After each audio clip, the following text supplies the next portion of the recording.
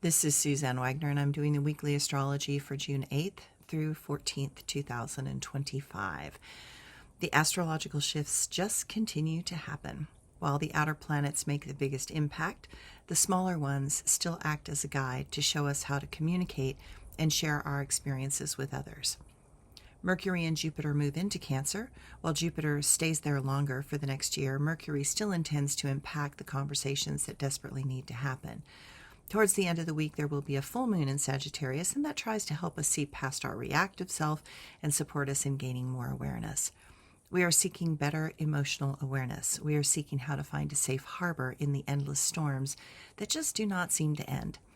We are being asked to listen with our heart and tune out the rhetoric whose only intention is to confuse and debilitate our heartfelt actions and choices. This week, we hope to find that inner anchor that will give us stability and support more consideration and care. We seek the silence that is our safe harbor and port, while we can rest for moments from this, where we can rest for moments from the storms. We seek to connect with those things that we have inside that can be of value to others, and we wish to learn from others what their lives have taught them that might be of value to us now. June 8th. Mercury goes into Cancer. The mystical waters of Cancer are touched by the insight and power of the god Mercury. Mercury can go from heaven to hell and back and not get injured. He shows us that when we fully embrace what we feel, the cosmos can show us a doorway that only presents through our willingness. Thoughts change when we are open to new insights. Feelings flow and evolve when we do not judge them. This is a moment when we can shed the stories of our past and finally claim the wisdom that they now can offer. This is a powerful process where we can learn that a new way to nurture ourselves is by feeling through the many layers of contradictions we are attempting to hold and finally let go of what is nonsense and embrace only what matters and allows for wholeness. June 9th. The moon in Sagittarius and Jupiter goes into Cancer.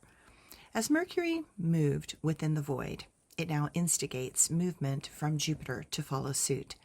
Outer planets changing signs is a powerful shift in perspective, an opportunity to mature into a new space and perspective. Cancer cares for our emotional body, our deeper needs and desires, and our intuitive self. It recognizes that it is through feeling as if we belong, that we are at home and we are able to take risks with less fear. Jupiter is exalted in Cancer and it loves to be in this position. This next year, embrace the ancestral healing and the deep insights that come from letting go of the old story and instead move with the compassion and kindness that is the real medicine that can heal all things. June 7th, Sagittarian full moon. The powerful seeker and philosopher Sagittarius lights up the sky with this full moon.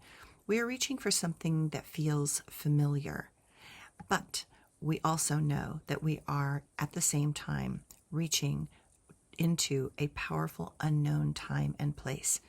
This moon asks you to be willing to generate space, to find a place of wisdom that is attempting to break through the barriers of ego and mind. Remember, you are infinite and you exist beyond this moment.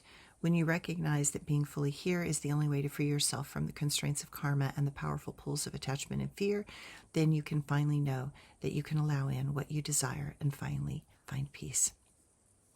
June 12th, the moon moves into Capricorn.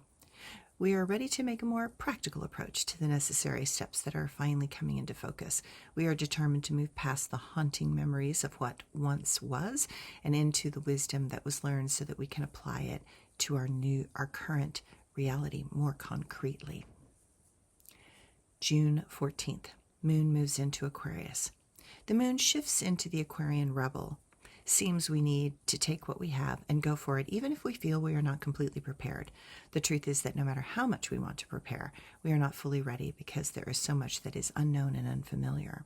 And that is okay. Expecting to have all the bases covered is insane anyway.